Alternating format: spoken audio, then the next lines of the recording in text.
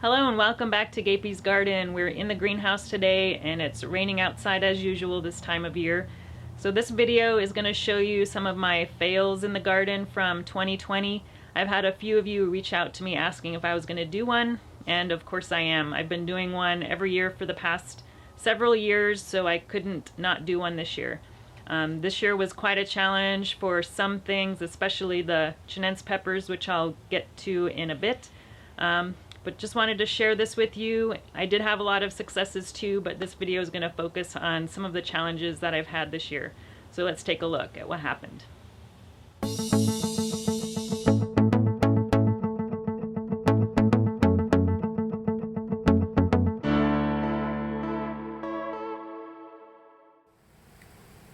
It's only the beginning of February when we have our first fail. So these are a couple of mini olive ricottas that I just repotted a couple days ago, and they're not very happy.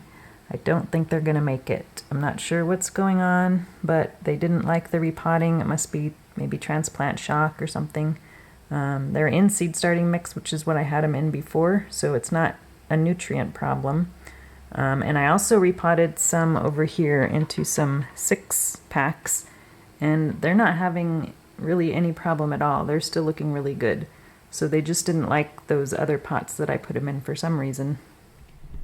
So here we have some leeks in with the garlic, and I actually started these leeks back in, I think it was August of last year, and they just never really got that big. Definitely weren't big enough to harvest last year, so I let them go over winter, and they didn't die over winter, but they never really got that big. So this is as big as they got, and most of that is from the flower stalk.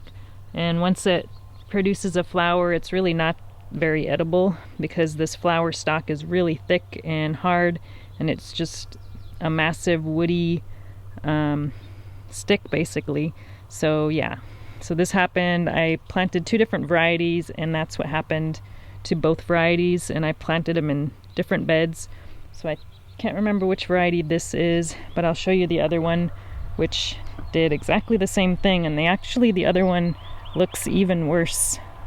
It's much smaller than those. So here's what's left of the other variety that I started, and they're even skinnier than, look at this one.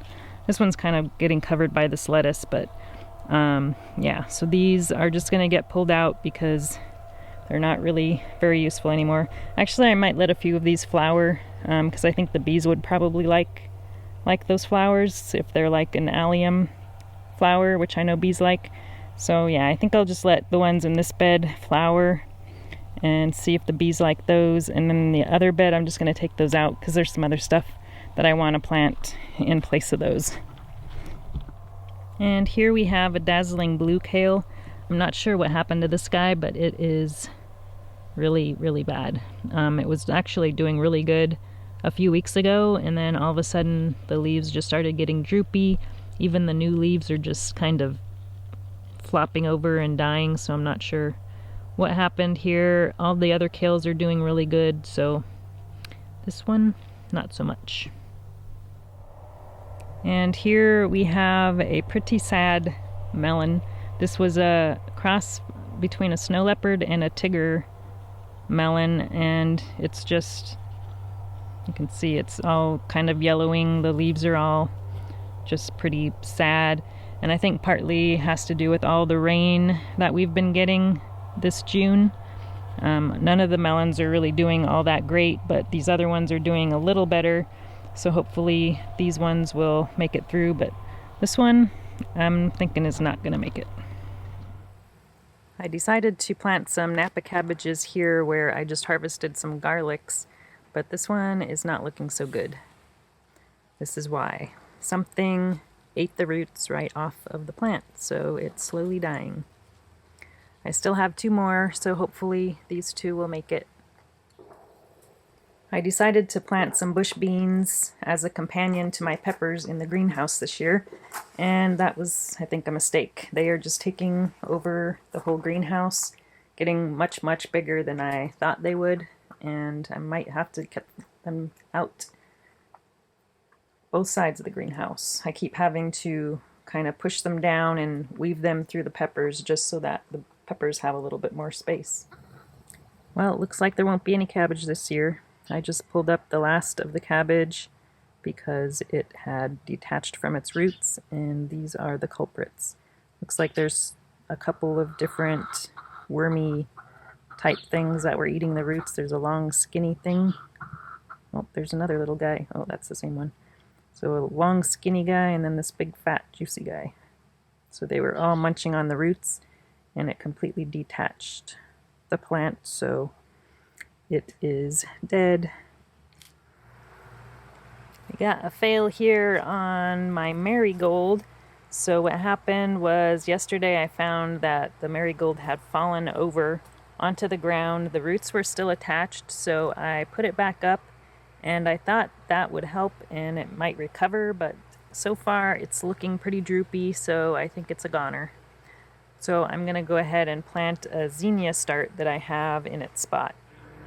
I've been having a lot of problems this year with the rabbits. They've been eating the lettuce, the carrots, and the bush beans.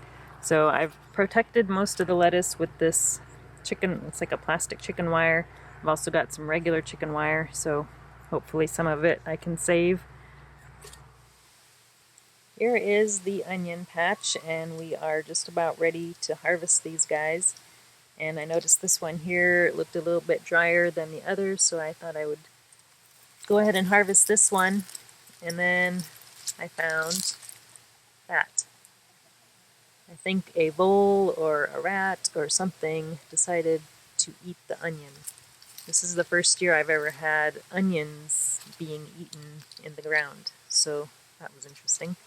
Hopefully it hasn't been too hungry and the others are okay.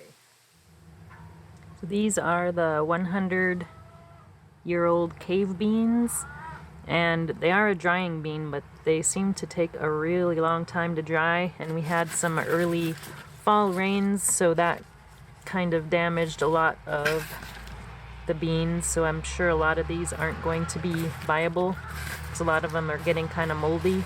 So I'm laying them out in the sun to see if I can get them to dry. Some of them aren't even ready, but we're expecting a frost in the next day or two, so I just picked all of them, whether they were ready or not. So not a great harvest on this variety, so I probably won't be growing that one again.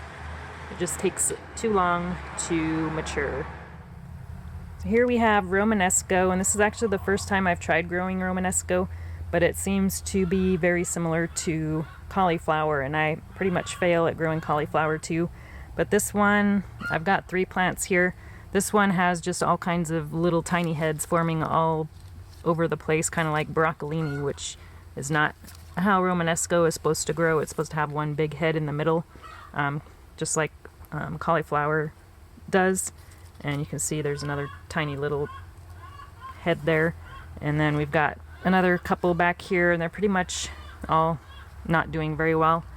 You can see there's not as many little heads forming on this one, but I don't think that thing in the middle is going to form any kind of head. And also we've had some problems with the cabbage worms also. You could see there's one there and there's a couple more back here, but they've just been chowing down on this stuff, which I think is probably part of the problem, but I don't think that's the only problem.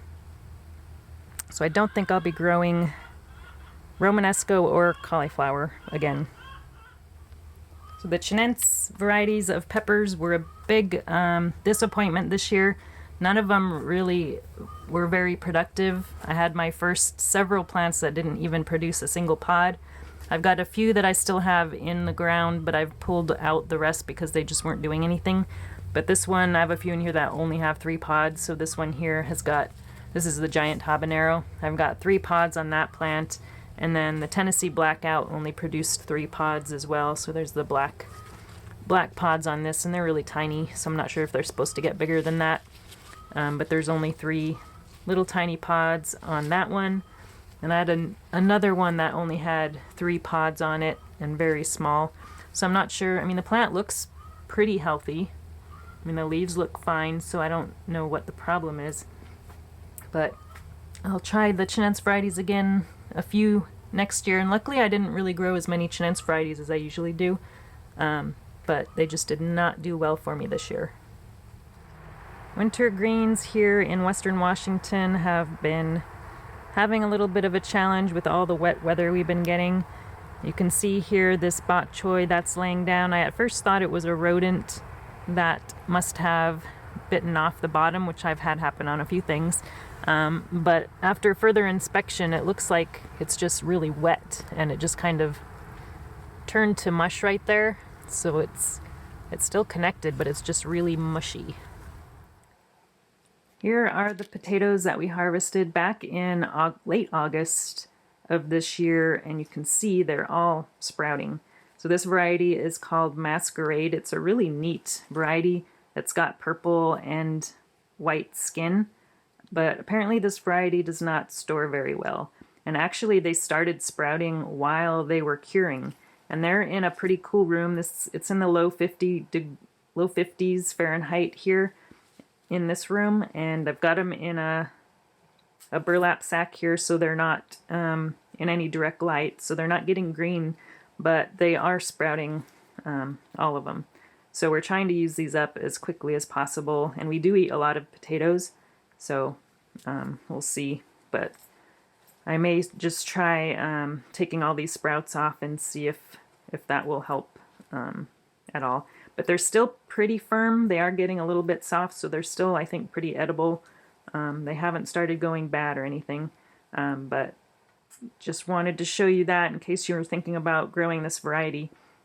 If you have any suggestions on other neat potato varieties that might last a little bit longer, let me know in the comments. And those were my garden fails for the 2020 season. Hopefully next year we'll have more successes and less failures. We'll have to stay tuned and find out. I hope your garden is a success next year. Thanks for watching, and we'll talk to you again soon. If you enjoyed this video, please like and subscribe. You can also find me on Instagram, Twitter, and Facebook.